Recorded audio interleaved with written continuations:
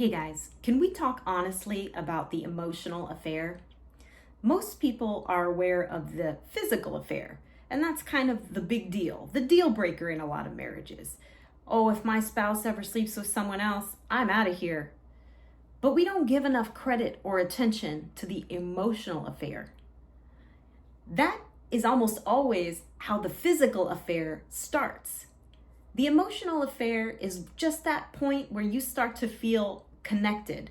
You've gone to a deeper level than just regular friendship.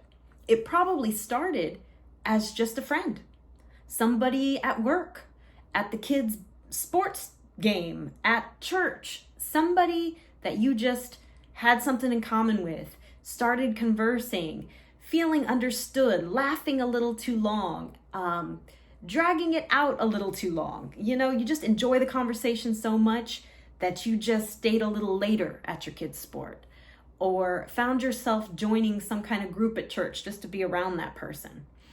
That's kind of the way it starts.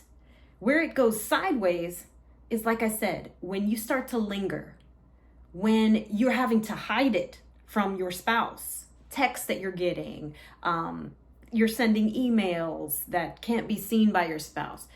Anything you're having to hide, first of all, that's a red flag. If you're having to hide it, anything that can't be out in the light probably shouldn't be done. So that's a red flag. Recognize that. The other initial red flag was that happiness, that feeling of feeling understood, some previously unmet need that your spouse was not fulfilling is now being met by this person. That's a red flag. So what do you do about it? You got to stop it. You do, because oftentimes, like I said, actual physical affairs start with these emotional affairs.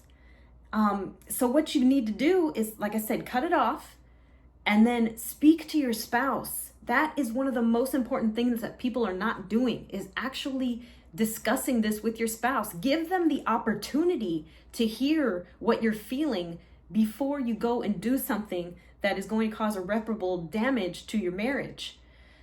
Tell them.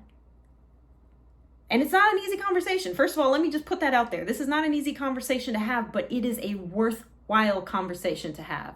It is an important conversation to have. Go to your spouse and just tell them, I am feeling that I have the potential to do things that I am not going to be proud of.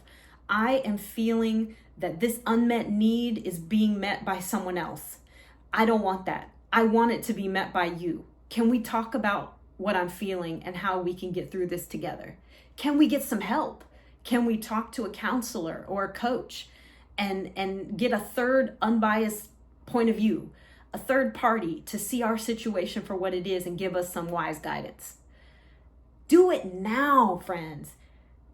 Recognize it for the potential that it has to explode your marriage. Invest the time and effort and energy into it now, before you are spending thousands of dollars on emergency marriage counseling when someone already has one foot out the door and you've gone too far. I'm telling you this in love, experience. I've seen this happen so many times, but I know there is hope. I know that there is hope for these relationships. Do not feel alone. Get the help that you need. Cut it off and speak to your spouse. Communicate today. It is worth it.